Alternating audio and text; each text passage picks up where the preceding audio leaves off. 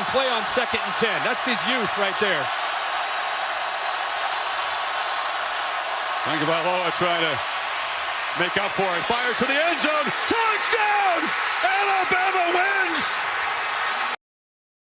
So today I'll be filming my week 2 college football predictions, starting with Ole Miss at Kentucky. Austin Simmons, overall, I thought played well in his first college start, especially in the second half. He was accurate. He completed 20 of 31 passes, which is at 64.5%, and he threw for 341 and 3 touchdowns, averaging a really good 11 yards per throw. Of course, this was just against Georgia State, so you can't say for sure right now that he's going to be great. But Georgia State has beaten 2 SEC teams in the last decade, and if you're a fan of either one of the 2 SEC teams from the state of Tennessee, you would know about that. But he has a strong arm and he can make all the throws. The only bad part was he had 2 interceptions. Now, one of them wasn't really his fault. It was the offensive line's fault because of a pocket collapse. He was forced to throw it very quickly. And because Ole Miss won that game against Georgia State at 63-7. It was hard to notice this, but I did notice that their offensive line was struggling some. They did give up 2 sacks, which is concerning going against Kentucky, which is a very physical team. Georgia's head coach, Kirby Smart, has said before that his teams are always very beat up after playing Kentucky. And Ole Miss's starting running back, it looks like, is going to be Kawan Lacey from Missouri. He didn't play much for Missouri last year, but in this game he looked good, having 108 yards and 3 touchdowns on 16 carries, averaging 6.8 a carry. And Logan Diggs, who I thought was going to be the starting running back, looked good too, with 91 yards and a touchdown on 7 carries, averaging 13 yards per carry. I hope that Lane Kiffin hasn't made a mistake again with the running back room, because last year Bentley was, I thought, going to be the starter, and he started up Parrish, and he did well in the games against the little teams and against Wake Forest early in the season. And then when they got to the SEC games, he struggled. And at wide receiver, Trey Wallace that they brought in from Penn State looked a lot like Trey Harris.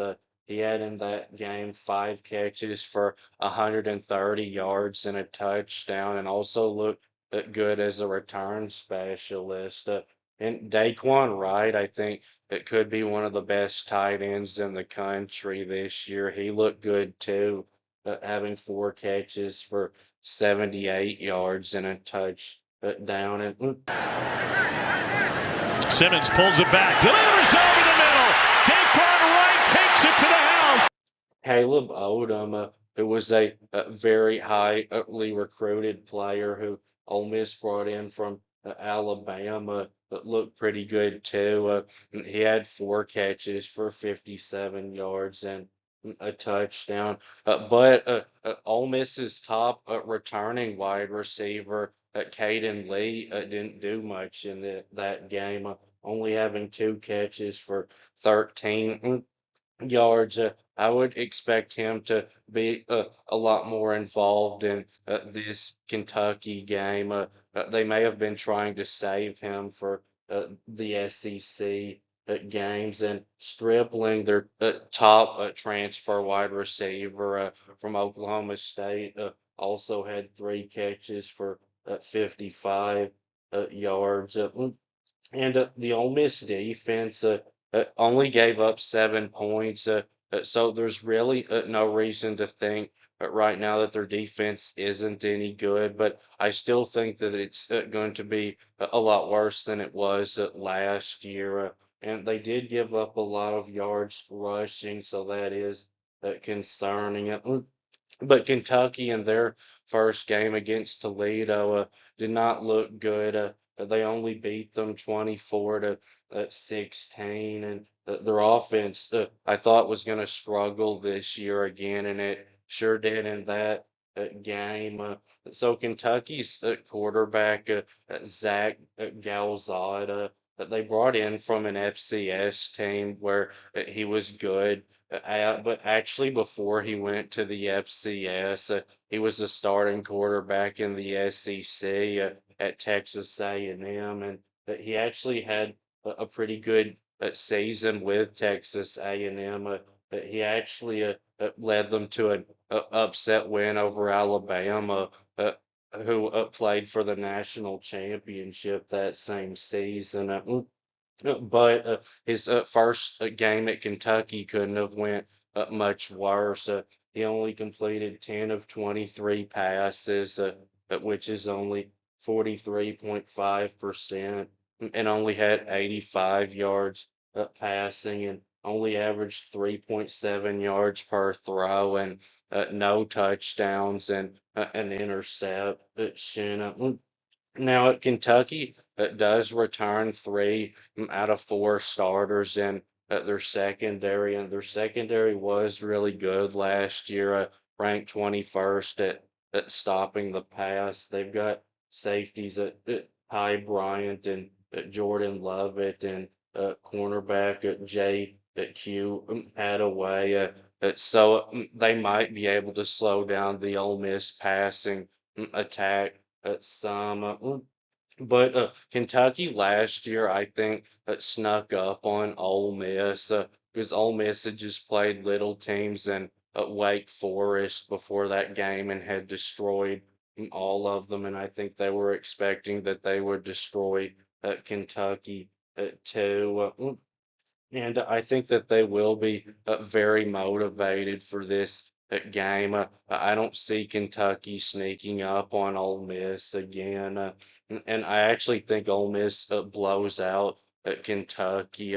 I've got Ole Miss getting the win at 37 to 17 over Kentucky.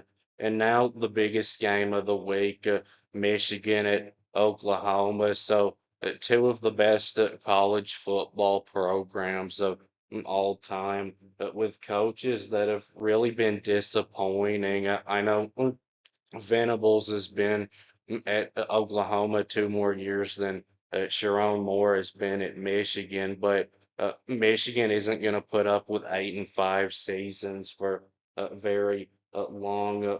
Both coaches really need a big win like this. So John Mateer, Oklahoma's new quarterback, did play really well in the opener, completing at 30 of 37 throws, which is 81.1% for 392 yards and three touchdown passes, averaging a really good 10.6 yards per throw. And Lewis, the transfer wide receiver that they brought in from Southern Illinois, had a really good game with 9 catches for 119 and two touchdowns. And Dion Burks looked good coming back from an injury, having 7 catches for 88 yards and a touchdown. It's a big play. Knocking on the door of the red zone. Back to the air. How about a touchdown? But a concern for Oklahoma in this one is their offensive line still looks bad. They didn't have much of a run game against Illinois State, and Michigan has a very talented and very deep defensive line. Oklahoma last week only ran for 103 yards, and only averaged 3.2 yards per run. But they didn't give Jaden Ott the ball much. He only got one carry, and he's the transfer running back that they brought in from California, who was the top running back in the portal that ran for over 1,300 yards 2 seasons ago. I thought he'd be the starting running back, and they need to give him the ball a lot more. And Michigan's offensive line, though, wasn't last year as near as good as it usually is. And Oklahoma's defensive line is just as talented, and I think even more deep than Michigan's is. But Bryce Underwood already looks to be an upgrade at quarterback for Michigan. In the game against New Mexico, he completed 21 of 31 throws for 251, which is at 67.7%, and a touchdown pass and no interceptions. And Justice Haynes, the running back Michigan brought in from Alabama, looked really good in the opener, having 157 yards and 3 touchdowns on 16 carries, averaging 9.9 yards per carry. Now, I don't expect him to get anywhere near that many yards against Oklahoma, but going into this game, you'd have to feel a lot better about Michigan's run game than you would Oklahoma's. But the defenses are pretty similar with the roster. Oklahoma's looked better in week one than Michigan's did. But I still think that this is going to be a very close, low-scoring defensive game. And I'm going to stick with my preseason pick for this one, which is Oklahoma, because they're the home team. I think this is going to be a game where the first 1 to 20 points wins. I'm going to go with Oklahoma 20, Michigan 17. So that will be it with this video. Please subscribe. Thanks for watching, and I'll be back soon.